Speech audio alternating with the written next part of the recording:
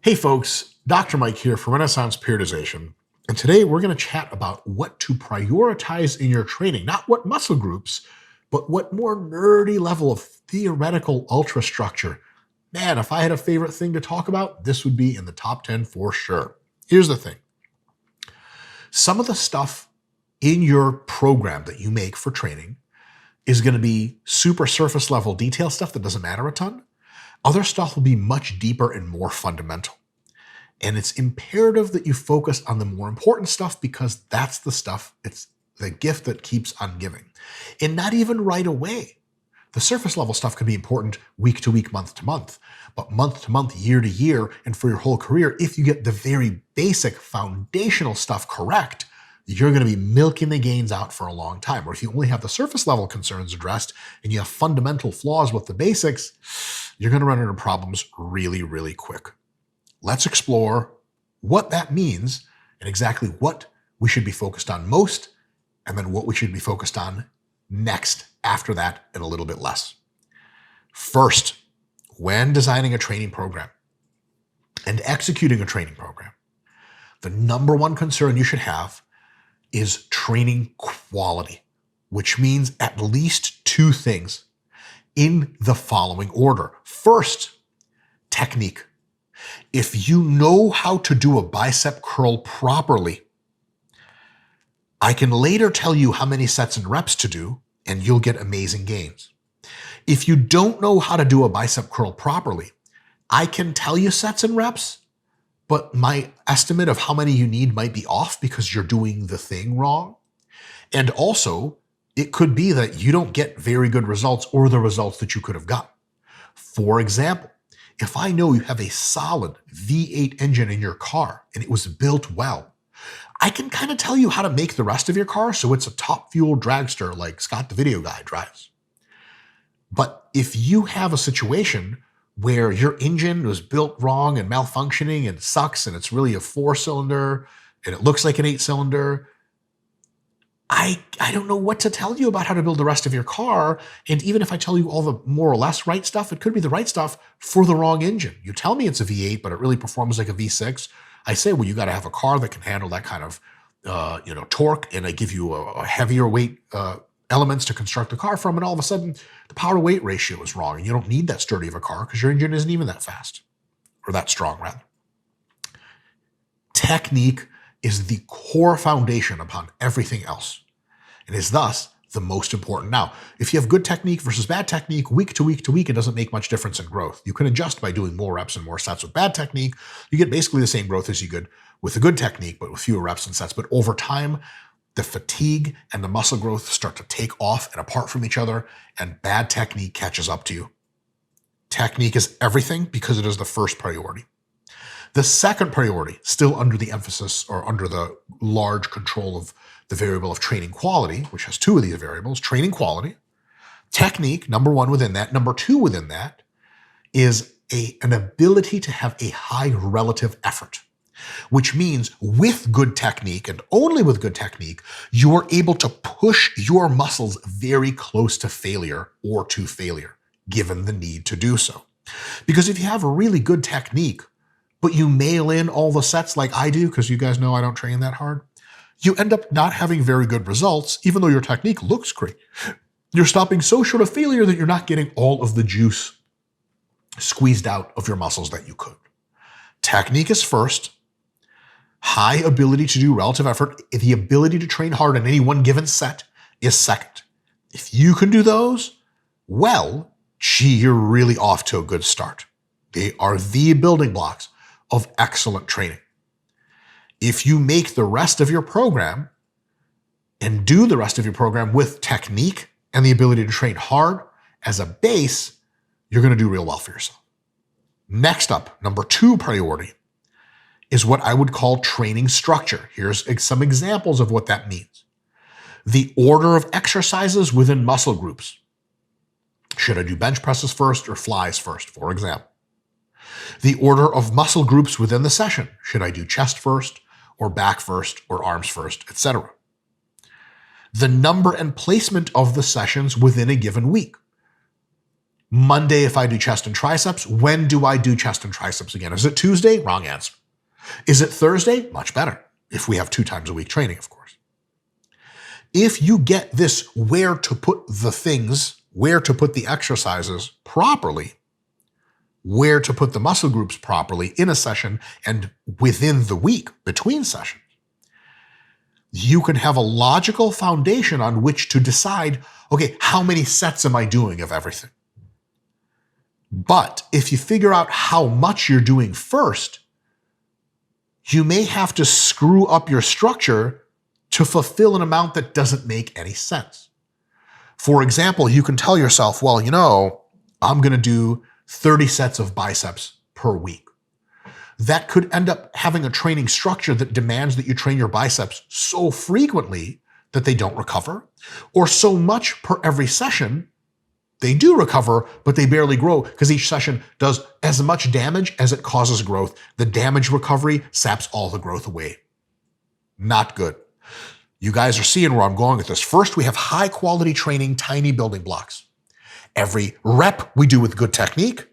Every set we do with a high relative effort. We take those reps and sets and insert them into logical exercises that are ordered properly within a session. Those exercises are now ordered into muscle groups that are also ordered properly within a session. And the sessions are ordered properly within the context of a typical week of training. Notice, so far, I haven't said a damn thing about how many reps to do or how many sets to do. So any advice you hear on the internet of do this many reps or this many sets presupposes that the training quality and the training structure was at least thought through to some extent. And if it doesn't presuppose that, it's not very well thought out. Lastly, and I do mean lastly, training quantity is a question that we have to answer.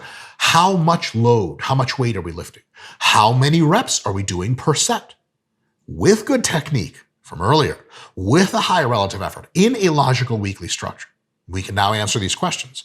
How many sets, especially sets, per muscle group, per workout, and per week? Now that we have a logical structure onto which to lay them out, we can answer these questions really well because the logical structure hems in some of our answers. Should I do 10 sets of quads today? What are you doing tomorrow? When's your next quad workout? If it's in 4 days, shit, 10 sets sounds good. If it's in 2 days, you're not going to be recovered. So I actually cannot answer the question of quantity before you answer to me the question of your training structure. But hold on a second. You said 10 sets of quads, but how is your technique and how is your relative effort? If your technique is spot on, your relative effort is high, bro, nobody out there recovering from 10 sets of quads, even if for half a week. You guys have seen our videos on this channel. If you haven't, check them out. We train real people, real IFB pros and all this other stuff. We usually do like 6 sets of quads. These motherfuckers barely crawl out of the workout. They're sore for a week. But if I know you're not training with a high level of quality, yeah, 10 sets is good. Maybe you should even do 15. But really, you shouldn't. Really, you should attend to your quality first. Once you know the core of quality is there and the foundation of structure is there, how much, how many reps, how much load, how many sets, is just a matter of filling in the blanks to get reasonable starting positions and then auto-regulating based on recovery and soreness and all that other stuff. If you recovered well on time for your sessions, increase the amount of quantity. If you're having trouble recovering, keep the quantity the same. If you can't recover for sure, reduce the quantity. It's just pretty much that easy with some details in there. Now, you can do this process out of order as long as at some point in your calculation of how to do your training plan, you attend to quantity, to structure, and to quality. But as far as priorities go, if you have great quality and structure, those can stay the same and quantity is easy to change. But if you have a certain given quantity that you just decided you want to do and a certain given structure in which you want to do it, you may realize, for example, well, I want to do 10 sets of quads twice a week. Quantity, structure. If your quality is high as it should be from the start, you may not be able to do that many sets. It's too much because you're too fucking good at training. Each set is so stimulative, you will never survive 10 sets twice a week. So now what do? If you determine your quantity first and your frequency second, backwards as fuck, something like German volume training, sorry, I've got a German volume cold, then you have to end up fucking with your quality?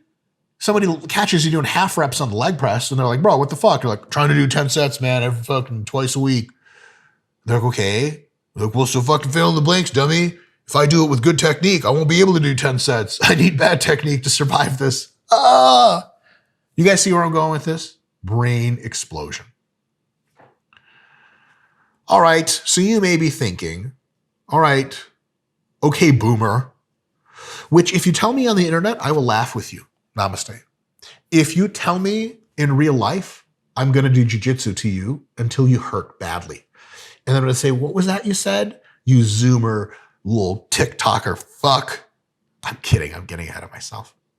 How does this help me get laid is what you probably want to know.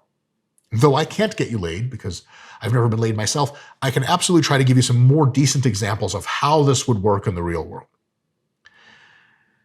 If you ask, as many people do in the comment section here, in the YouTube videos, or at Instagram, or wherever you go, whoever you ask, how many sets of biceps should I be doing? Or you tell me, hey, I've done 10 sets of biceps per workout. I don't seem like I'm growing. How many sets should I be doing? It is a question I actually cannot answer with due diligence until and unless I see your technique. And until and unless I see your relative effort. One of my close friends, Dr. James Hoffman, who is a sports scientist at Renaissance Periodization, he coaches a bunch of people, and he has like the James squint eye that he gives. Anytime people give incredible volume claims and say like, oh, well, like it's not working for me, I recover really easily and it's just not enough. So, I do 30 sets of back per week. James gives the squint. Why? Because then he requests a video. He's got clients that, or people who eventually were his clients when they first started with him, they say, oh, this is how much I'm typically doing. He looks at those numbers and he's like, interesting. Bullshit. Give me a video of you doing your set of squats. And inevitably, people are going halfway down and stopping with 6 reps in reserve on every set. And then he has to go back to them and say, I'm not going to tell you how many sets to do until you fix your shit. And they're like, what does that mean? He teaches them how to squat all the way down. He teaches them how to push themselves on every set. And all of a sudden, 4 sets of squats later, they've thrown up blood. And they're like, oh, shit. I didn't need 30 sets, did I? Exactly. You don't want to be the person that asks the impossible question. The question that cannot be answered because you didn't attend to the very critical underpinning of what that answer would look like. If you want to know quantity, I got to know the quality. Very shitty analogy, but nonetheless makes sense. You say, hey, like, how many burritos should I be eating per day? How big are the burritos? Are they the little taquito things you buy at the store? Fucking 100. Are they full stuffed, double stuffed super burritos? 2. Big difference. Next example. If you ask about how many reps you should do on quad movements, for example, all you'll get out of me and anyone else competent is up somewhere between 5 and 30 reps. And if you want to know more, we have to know your training structure. What exercises are you doing? How are you spacing out the exercises? Where in the session are they occurring? It would be kind of stupid to do sets of 5 to 10 in the squat in most cases after like an hour of upper body work. You're just too weak to make use of that rep range. But you can drive metabolites, so then it's, maybe not the squat. See? Maybe it's leg press, so your lower back can be out of the equation, and then it's sets of 15 to 25. That makes sense only in context. Have to know the structure first before he can give you an amount. But, positive example, if I know I've seen you, I've trained with you, or in our Team Full ROM forum that we have, link in the description, and I've seen your chest work, and your fucking technique is amazing. Your relative effort is off the fucking charts. And there's actually a gentleman, I'll just call him out by name, in the Team for ROM forum. His name is, I think he's Italian, Pier Francesco Lucente. I assume he does this every time he speaks. Go racism. Culturism? In any case, he has like God-level technique and psychotic relative effort. If he asks me how heavy to go on chest movements, and I know his structure is amazing because he's super fucking smart, makes incredible training plans, it's so easy for me to be like, start here and go up. Because I don't have to assume like, wait, hold on a second. I don't have to think about, well, what does his technique look like? How hard is he training? I know both of those. So I can give him a lowball estimate of like, Start with 2 exercises on every chest. Sorry, 2 sets on every chest exercise, and only do 2 exercises of chest every session, as I know that you're doing 2 chest sessions a week. He wouldn't even answer, well, why so little? He knows for him, it's like, oh, that's actually plenty, because every time he does flies, he rips apart the fucking earth trying to do flies. That good of technique and that high of effort. So that's the real deal. At the end of the day, do not let some features of your program, like volume, fix the inadequacies of others. Like, your technique sucks, so you have to do more volume and eventually get too fatigued and increase your probability of injury because you're putting a Band-Aid on a problem that requires a really fine-tuned robotic surgery. And then voila, once your technique is great, once you're training hard, once your structure is logical, the answer of how much should I train is really much simpler and has a known answer, or at least a known pathway to explore what that answer is. But if your structure is a question mark or blows dick, if your training technique and training effort is a question mark, or they both blow dick, then there is no right answer that somebody can give you because the core of your program is rotten.